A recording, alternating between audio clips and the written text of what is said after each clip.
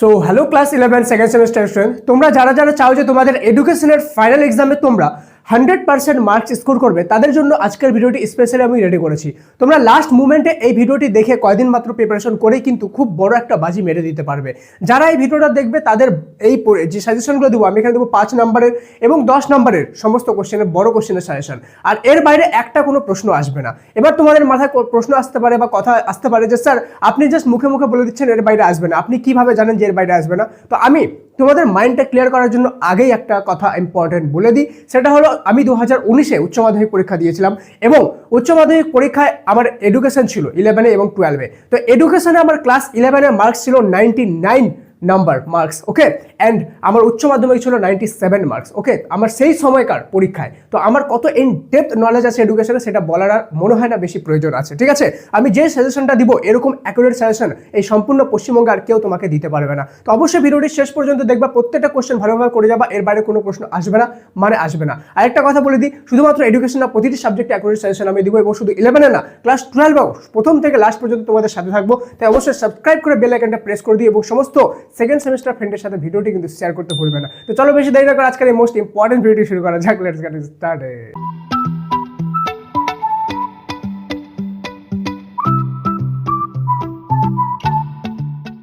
তো স্টুডেন্ট দেখো, সবার প্রথমে তোমাদের এডুকেশন আমাদের নাম্বার প্যাটার্নটা ভালোভাবে বুঝতে হবে, ওকে। নাম্বার 1 আমাদের এডুকেশন অ্যান্ড সাইকোলজি বলে যে পার্টটা, সেখান থেকে 5 নম্বরে একটা কোশ্চেন আসবে, ওকে। এর আন্ডারে কিন্তু আমাদের 3-4টা চ্যাপ্টার আছে। দেন আমাদের 2 নাম্বার যে পার্ট রয়েছে development of education in India, সেখানে 5 নম্বরে একটা কোশ্চেন আছে। দেন 3 নম্বরে গ্রোথ অ্যান্ড ডেভেলপমেন্ট বলে যে আছে, এখান থেকে 10 নম্বরে একটা কোশ্চেন আসবে। দেন 4 নম্বরের যে পার্ট আছে ancient medieval and pre independent period of Indian education system, এখান থেকে 10 নম্বরে একটা কোশ্চেন আছে। তো আমি এখান থেকে তোমাদের 4-5টা কোশ্চেন দিব, এখান থেকে 4-5টা, এখান থেকে 4-5টা এবং এখান থেকে 4-5টা, ঠিক আছে? প্রত্যেকটা পার্ট থেকে আমি করে কোশ্চেন দেবো। মনে রাখবা, একটা পার্টে আমি 4-5টা কোশ্চেন দিচ্ছি, কিন্তু একটা পার্টে 4-5টা চ্যাপ্টারই আছে, সেখান থেকে শুধুমাত্র আমি 4-5টা করে কোশ্চেন দিচ্ছি। মানে কত অ্যাকুরেট তোমাদের জন্য সাজেশনটা বানিয়েছি, কত ডিপ রিসার্চ করে বানিয়েছি সেটা তোমরা আন্দাজা করলেই বুঝতে পারবে, ঠিক আছে? অবশ্যই এক লাইক তো বানতে হয় না, লাইকটা লাইক করে দিও। এবং তুমি যদি চাও যে শুধুমাত্র এডুকেশন না, এডুকেশনের সাথে সাথে পলিটিক্যাল সায়েন্স, হিস্ট্রি, জিওগ্রাফি সমস্ত কিছুর অ্যাকুরেট সাজেশন তোমরা চাও, তাহলে কমেন্টে MORE মোর লিখে অনেকগুলো লাভ রিয়েক্ট দিয়ে দিও, ঠিক আছে? তাহলে আমি বুঝতে পারবো এতদূর পর্যন্ত ভিডিওটা কারা কারা দেখছো। চলো আমি দেখে নিই সবার প্রথমে আমাদের এডুকেশন অ্যান্ড সাইকোলজি যে পার্টটা রয়েছে সেটা, ঠিক আছে? এডুকেশন অ্যান্ড সাইকোলজি থেকে প্রথম কোশ্চেন হলো শিক্ষা মনোবিজ্ঞানের প্রয়োজনীয়তা ও গুরুত্বগুলি আলোচনা করো, অথবা শিক্ষার সাথে মনোবিজ্ঞানের সম্পর্ক আলোচনা করো। অ্যান্সার একই হবে কিন্তু কোশ্চেন এভাবে ঘুরিয়ে আসতে পারে, ঠিক আছে? 2 নম্বর সংবেদন কি, শিক্ষায় সংবেদনের গুরুত্বগুলি আলোচনা করো, অথবা প্রত্যক্ষণ কাকে বলে, শিক্ষায় প্রত্যক্ষণের গুরুত্বগুলি আলোচনা করো, ঠিক আছে? সংবেদন, শিক্ষায় সংবেদনের গুরুত্ব, অথবা প্রত্যক্ষণ কি, প্রত্যক্ষণের গুরুত্ব, ঠিক আছে?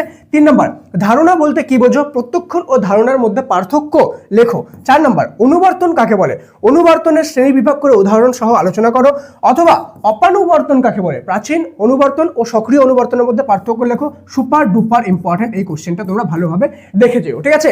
আমি তোমাদেরকে একটা ইম্পর্টেন্ট কথা বলে দিই যে আমার এডুকেশনে কত মার্কস ছিল বললাম, প্রচুর প্রচুর হাই মার্কস, ঠিক আছে? তো তোমরা কেউ যদি চাও যে শুধুমাত্র এডুকেশনে হাই মার্কস ছিল সেটা না, আমার কিন্তু 5 থেকে 6 বছরের তোমার টিচিং এক্সপিরিয়েন্স আছে, যেখানে আমি প্রচুর হাজার হাজার স্টুডেন্টকে টিচ করেছি, ঠিক আছে, পড়িয়েছি এবং অনেক হাই মার্কসও স্কোর করিয়েছি। তো তোমরা যদি চাও যে আমার কাছে এডুকেশন সাবজেক্টটা পড়বে, তো ক্লাস 12-এর 3rd সেমিস্টারের প্রথম দিকে তোমাদের অনলাইন ক্লাস লঞ্চ হতে চলেছে। তো কেউ যদি আমার কাছে অনলাইন ক্লাসে পড়তে চাও তো সাবস্ক্রাইব করে রাখবা, আমি অনলাইন ক্লাস লঞ্চ হলে তোমাদেরকে জানিয়ে দেবো কীভাবে কোথায় জয়েন করতে হবে। তোমরা অবশ্যই জয়েন করতে পারো, এই বছরও অলরেডি হাজার হাজার স্টুডেন্ট পড়েছে, ঠিক আছে?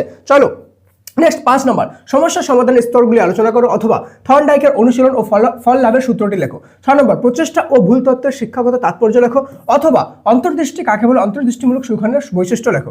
7 নম্বর কেস স্টাডির ধাপগুলি সংক্ষেপে আলোচনা করো, সার্ভে বা সমীক্ষার সুবিধা অসুবিধাগুলো লেখো, অথবা অনুষঙ্গ কি, অনুষঙ্গের প্রকারভেদ লেখো। এই চ্যাপ্টার থেকে এতগুলি কোশ্চেন, এর বাইরে কোনো কোশ্চেন আসবে না, ঠিক আছে? এই চ্যাপ্টার না, এই পার্ট, ওকে। এখানে 4টা চ্যাপ্টার আছে। চলো নেক্সট চলে যাবো আমাদের next development of education in India. 5 নম্বরের কোশ্চেন এখান থেকে 1 নম্বর হলো পাশ্চাত্য শিক্ষা বিস্তারে রামমোহন রায়ের অবদান লেখো, অথবা প্রাথমিক বর্ণ পরিচয় পুস্তকটির গুরুত্ব দাও। এই বর্ণ পরিচয় পুস্তকটি কে লিখেছে সবাই খুব ভালোভাবে জানো। 2 নম্বর নারী উন্নয়নে বেগম রোকেয়ার অবদান আলোচনা করো, অথবা মানব সেবা ও সমাজ সংস্কারমূলক কাজে বেগম রোকেয়ার মূল্যায়ন করো, ঠিক আছে? একই কোশ্চেন হবে, ওকে। বেগম রোকেয়ার যে পার্টটা আছে সেটা ভালোভাবে পড়ে রাখবা। শিক্ষার প্রসারে সাবিত্রীবাই ফুলের অবদান আলোচনা করো, এই সাবিত্রীবাই ফুলের পার্টটা ভালোভাবে পড়ে রাখবা, তাহলে 2টা কোশ্চেন ইজিলি হ্যান্ডেল করতে পারবা। 2টার মধ্যে 2টারই অ্যান্সার একই হবে, কোশ্চেনটা ঘুরিয়ে আসবে, ওকে। অথবা কি বলেছে সমাজ সংস্কারক হিসাবে সাবিত্রীবাই ফুলের অবদান সংক্ষেপে আলোচনা করো, ঠিক আছে? নেক্সট আমাদের চলে যাবো, দেখো এখান থেকে মাত্র কয়টা কোশ্চেন দিলাম আমি, মাত্র এখান থেকে 3টা কোশ্চেন দিলাম, ঠিক আছে, এর বাইরে কোশ্চেন আসবে না। চলো নেক্সট আমরা চলে যাবো 10 নম্বরের কোশ্চেনে। 10 নাম্বার, একটাতে 10 নাম্বার, ঠিক আছে। এই পার্টের এই সাজেশনগুলো ভালোভাবে করলে 20 নাম্বার এখানেই পেয়ে যাচ্ছ, মানে তুমি তোমার যে 40 নাম্বার আছে 40-এর মধ্যে 50% নাম্বার শুধু একটা ভিডিও থেকে তুমি পেয়ে যাচ্ছ, ঠিক আছে। চলো 10 নাম্বার কোশ্চেনে 1 নম্বর কোশ্চেন হলো জীবন বিকাশের বিভিন্ন স্তরগুলি সংক্ষেপে আলোচনা করো, ঠিক আছে। বা শৈশব, কিশোর, এগুলো বয়ঃসন্ধি যে দশাগুলো আছে বিভিন্নগুলি সংক্ষেপে তোমাকে আলোচনা করতে হবে, সবগুলো দশা। আমি তোমাদেরকে একটা প্রো টিপ এখানে দেবো, সেটা হলো প্রত্যেকটি দশা ভালোভাবে তুমি পড়ে রাখবা, ঠিক আছে। তাহলে এমন হতে পারে যে কিশোরের তোমাকে বলতে যে বয়ঃসন্ধি দশাটি আলোচনা করো এবং বয়ঃসন্ধি দশার কি কি গুরুত্ব রয়েছে, এখানে কি কি আমাদের কোয়ালিটিস রয়েছে, সেই কোয়ালিটিসগুলো আলোচনা বা তোমাকে ডিফাইন করতে বলতে পারে, ঠিক আছে। তো সেই ক্ষেত্রে তুমি যদি সবগুলোই আমাদের জীবনের দশাগুলো ভালোভাবে পড়ে রাখো, তো যে কোনো দশা দিলেই তুমি ইজিলি হ্যান্ডেল করতে পারো। যেমন এক্সাম্পল তুমি এখানে যদি দেখো যে বলেছে কিশোর ছেলে মেয়েদের চাহিদা পূরণের জন্য শিক্ষক শিক্ষিকা এবং বাবা মায়ের ভূমিকা কেমন হওয়া উচিত। তো তুমি যদি সবগুলো দশা পড়ে রাখো, তো তুমি কিশোর, ওই সব দশার মধ্যে কিশোরটাও তো পড়বে, ওকে, বয়ঃসন্ধিটাও তো পড়বে, তাহলে কি, তাহলে তুমি ইজিলি এগুলো হ্যান্ডেল করতে পারবে। তাহলে তুমি এই কোশ্চেনটা যদি সবচেয়ে ভালোভাবে পড়ো, তাহলে নিচের 5-6টা কোশ্চেন এমনি হ্যান্ডেল করতে পারবে, ঠিক আছে।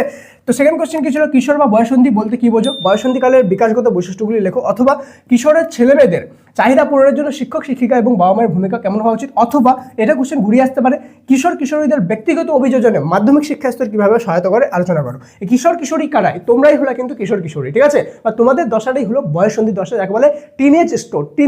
টিনেজ অর্থাৎ কি, টিনেজ অর্থাৎ আমরা পড়ি না 13 লাস্টে TEENT উচ্চারণ করি, 14, 15, 16, 17, 18, 19 যেগুলো লাস্টে টিন থাকে, টিন, ঠিক আছে, টিন শব্দটা সেটাকে বলে টিনেজ স্তর। আর এই টিনেজটাকে ইংলিশে বলে বয়ঃসন্ধি দশা, ঠিক আছে। তো এই টিনেজ স্তরটাকে কিন্তু কিভাবে মাধ্যমিক শিক্ষা স্তর সহায়তা করে সেটা কিন্তু তোমাদেরকে আলোচনা করতে বলছি। এমনই সহজভাবে আমি কিন্তু পড়াই আমাদের অনলাইন ক্লাসে, ঠিক আছে। তোমরা জয়েন করতে চাইলে সাবস্ক্রাইবটা করে রাখবা। চলো নেক্সট 3 নাম্বার, প্রাক প্রাথমিক শিক্ষা কি।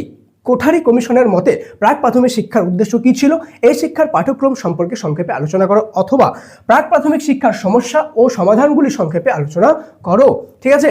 নেক্সট 4 নাম্বার, কিন্ডার গার্ডেন বলতে কি বোঝো, কিন্ডার গার্ডেন বিদ্যালয়ের পাঠ্যক্রম সম্পর্কে সংক্ষেপে আলোচনা করো। কিন্ডার গার্ডেন কি, যেমন প্রাইমারি স্কুলে বাচ্চাগুলো যায়, প্রাইমারি স্কুলে যাওয়ার আগে ছাতু খাওয়া স্কুলে যায়, জানো তো সবাই এই জিনিসটা। এই যে ছাতু খাওয়া স্কুল যেটা বলে আমাদের ট্রেডিশনাল লোকাল ভাষায়, এই ছাতু খাওয়া স্কুলটাকে মানে তোমার স্কুলে ভর্তি হওয়ার আগেই যেখানে গিয়ে তোমার বিভিন্ন রকম জিনিসপত্র দেখে, এডুকেশনাল ম্যাপ, ঠিক আছে, ছবি, ফল, এবিসিডি থেকে এবিসিডিরও আগের যে স্তরটা, ঠিক আছে, যখন জাস্ট ওকে অভ্যাস করানো হয় স্কুলে যাওয়ার জন্য, তো এই স্তরটাকে বলে কিন্ডার গার্ডেন, ঠিক আছে। তো এই স্কুলগুলোকে কি বলে, কিন্ডার গার্ডেন স্কুল, ঠিক আছে। লোকাল ভাষায় কি বলে, ছাতু খাওয়া স্কুল। কেন কি, আগে যখন প্রথমে এই স্কুলগুলো চালু হয়েছিল তখন এই স্কুলগুলো ছাতু দিত বাচ্চাগুলোকে, ঠিক আছে। তো সেজন্য এগুলোকে ছাতু খাওয়া স্কুল বলা হয়। এখন তো ছাতু দেয় না, খিচুড়ি দেয়।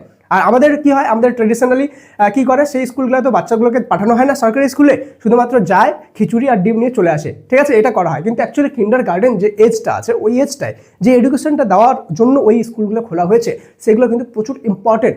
ওগুলোই একটা বাচ্চার মাইন্ড ডেভেলপ করে ইনিশিয়াল স্টেজে, ঠিক আছে। ওই এডুকেশনটা যদি কোনো বাচ্চা ভালোভাবে পেয়ে যায়, তাহলে ইন ফিউচারে ও অনেক বড় কিছু করতে পারবে, ঠিক আছে। তো সেই জন্য এটা কিন্তু খুবই ইম্পর্টেন্ট একটা কোশ্চেন, কিন্ডার গার্ডেন বলতে কি বোঝো। 5 নম্বর, প্রাথমিক শিক্ষা, মাধ্যমিক শিক্ষা ও উচ্চ মাধ্যমিক শিক্ষার বিভিন্ন সমস্যা ও সমাধানগুলি সংক্ষেপে আলোচনা করো, ঠিক আছে। শুধুমাত্র একটাও বলতে পারে, আবার 3টাও বলতে পারে, কারণ কি এটা 10 মার্কসের কিন্তু একটা কোশ্চেন, ঠিক আছে। অথবা এটা ভাগ করে দিতে পারে, 2 + 3 + 4 এভাবে কিন্তু ভাগ করে দিতে পারে, এটা ধ্যান রাখবে, ঠিক আছে। তো এই পার্টটা আমাদের হয়ে গেল, মাত্র একটা আর পার্ট আছে, ঠিক আছে। তো অবশ্যই ভিডিওটি সমস্ত ফ্রেন্ডের সাথে শেয়ার করে দিও। চলো লাস্ট পার্ট, 1 নম্বর কোশ্চেন, প্রাচীন ভারতের বৈদিক শিক্ষার বৈশিষ্ট্যগুলি আলোচনা করো, অথবা গুরুকুল প্রথায় শিক্ষক শিক্ষার্থীর সম্পর্ক এবং পাঠদান সম্পর্কে আলোচনা করো। 2 নম্বর, প্রাচীন ভারতের প্রাতিষ্ঠানিক শিক্ষা কেন্দ্র হিসাবে নালন্দা বিশ্ববিদ্যালয় সংক্ষেপে বর্ণনা দাও, অথবা নালন্দা বিশ্ববিদ্যালয়ের উপর একটি সংক্ষিপ্ত টিকা লেখো। কোশ্চেনের অ্যান্সার একই হবে, শুধুমাত্র কোশ্চেনটা ঘুরিয়ে আসতে পারে, সেজন্য অথবা দিয়ে তোমাকে দেখিয়ে দিয়েছি, ঠিক আছে। 3 নম্বর, মধ্যযুগে ভারতের নারী শিক্ষা কেমন ছিল সে সম্পর্কে সংক্ষেপে আলোচনা করো। 4 নম্বর, ইসলামীয় শিক্ষা ব্যবস্থার বৈশিষ্ট্যগুলি উল্লেখ করো, অথবা ভারতের মধ্যযুগীয় শিক্ষার 5টি উল্লেখযোগ্য বৈশিষ্ট্য সম্পর্কে আলোচনা সংক্ষেপে করো, ঠিক আছে। দেন লাস্ট আমাদের মাত্র 2-3টার কোশ্চেন। 5 নম্বর কোশ্চেন হলো, মেকলের মন্তব্য বলতে কি বোঝায়, কিভাবে মেকলের মন্তব্য প্রাচ্য পাশ্চাত্যের দ্বন্দ্বের অবসান ঘটায়, অথবা উডের ডিসপ্যাচ কি, অথবা বলতে পারে মেকলে মিনিট কি ছিল, ঠিক আছে। মেকলে মিনিট, মেকলের মন্তব্য সেম জিনিস এখানে আছে, ঠিক আছে। 6 নম্বর, প্রাথমিক শিক্ষা বিষয়ে হান্টার কমিশনের সুপারিশগুলো লেখো, অথবা মাধ্যমিক শিক্ষা বিষয়ে হান্টার কমিশনের সুপারিশগুলো লেখো। 7 নম্বর, কারিগরি শিক্ষা ও বয়স্ক শিক্ষা সম্পর্কে সার্জেন্ট কমিশনের সুপারিশ লেখো, অথবা প্রাথমিক ও মাধ্যমিক শিক্ষার ক্ষেত্রে সার্জেন্ট পরিকল্পনার সুপারিশ লেখো। দেখো এই যে বিভিন্ন কমিশনগুলো ছিল, হান্টার কমিশন, সার্জেন্ট কমিশন, ঠিক আছে, মেকলে, তো এগুলো যে শুধুমাত্র একটা স্তরে দিয়েছিল সেটা না, এরা প্রাথমিক স্তর, মাধ্যমিক স্তর, উচ্চ মাধ্যমিক স্তর, ঠিক আছে, স্নাতক স্তর, এগুলো সব স্তরের কিন্তু রেকমেন্ডেশন দিয়েছিল যে এই শিক্ষাটা মানে প্রাথমিক স্তরে এই শিক্ষাটা এইভাবে হওয়া উচিত, আমাদের মাধ্যমিক স্তরে এইভাবে স্টুডেন্টগুলোকে শিক্ষা দেওয়া উচিত। তো এই প্রত্যেকটা এক একটা কমিশন ছিল, এই কমিশনগুলো সরকারকে বিভিন্ন সাজেশন দিয়েছিল যে এইভাবে এই শিক্ষাটা করো, এইভাবে এই শিক্ষাটা করো। তো কোন কমিশন কোন শিক্ষার জন্য কোন উপদেশ দিয়েছিল সেই জিনিসটা কিন্তু ভালোভাবে আমাদেরকে জানতে হবে। যে আমাদের এমনও বলতে পারে হান্টার কমিশন কারিগরি শিক্ষার বিষয়ে কি দিয়েছিল, অথবা বলতে পারে যে হান্টার কমিশন মাধ্যমিক শিক্ষার বিষয়ে কি দিয়েছিল বা প্রাথমিক শিক্ষা বিষয়ে কি দিয়েছিল, আবার বলতে পারে যে আমাদের সার্জেন্ট কমিশন কোন বিষয় দিয়েছিল। তো এই যে কমিশনগুলো যে আছে, কমিশনগুলোর যে আছে যে কোন কোন সাজেশন দিয়েছিল, এগুলো প্রত্যেকটা ভালোভাবে পড়ে নেবা, ঠিক আছে। যে সার্জেন্ট কমিশন প্রাথমিক, মাধ্যমিক, উচ্চ মাধ্যমিক এবং কারিগরি শিক্ষা বিষয়ে কি দিয়েছিল, অথবা প্রতিদ্বন্দ্বী যারা আছে, ঠিক আছে, যারা তোমার কি বলবো এক্সট্রা মানে যে মানে তোমাদের যাদের ধরো চোখ নাই, ঠিক আছে, যাদের ধরো কান নেই বা মানে শুনতে পারে না, অথবা যারা ঠিকভাবে হাঁটতে পারে না, তো এদেরকে কি বলে প্রতিদ্বন্দ্বী, ঠিক আছে। এই প্রতিবন্ধী যারা আছে, প্রতিবন্ধীদের শিক্ষার সম্পর্কে কি কি সাজেশন দিয়েছিল সেগুলো কিন্তু আমাদের এখানে বলতে পারে। সেই জন্য তোমরা কি করবা, সার্জেন্ট কমিশনটা পুরোটাই ভালোভাবে পড়ে নেবা, হান্টার কমিশনটা পুরোটাই ভালোভাবে পড়ে নেবা, মেকলে মিনিটটা পুরোটাই ভালোভাবে কিন্তু পড়ে নেবা, ঠিক আছে। এগুলো জিনিসকে এইভাবে তোমাকে পড়তে হবে যাতে সব রকম কোশ্চেন আসলে তোমরা হ্যান্ডেল করতে পারো ইজিলি, ঠিক আছে। আশা করি এই সাজেশনটা শুধুমাত্র না তোমাদের সাজেশন দিল, বাট তোমাদের এক্সট্রা আরো অনেক নলেজও দিল, ঠিক আছে। তো তোমরা অবশ্যই সাবস্ক্রাইব করে রাখবা, নেক্সট টাইম প্রত্যেকটি সাজেশন এখানে পেয়ে যাবা, ঠিক আছে। প্রত্যেকটি সাবজেক্টে, শুধু একটি সাবজেক্টের না। আরেকটা জিনিস, যদি আমার কাছে অনলাইন ক্লাস করতে চাও তো স্টে টিউন, যখন অনলাইন ক্লাস লঞ্চ হবে আমি বলে দেবো। আমি যেমন হাই মার্কস করেছিলাম, তো তোমাদেরও কিন্তু আমি হাই মার্কস একটা এনে দেবো তোমাদের উচ্চ মাধ্যমিক পরীক্ষায় 3rd এবং 4th সেমিস্টারে, ঠিক আছে। তোমরা যদি সেটা চাও তো অবশ্যই কিন্তু স্টে টিউন। দেখা হচ্ছে পরের ক্লাসে, ততক্ষণ পর্যন্ত মন দিয়ে পড়াশোনা করো। Thank you so much and may God bless you all.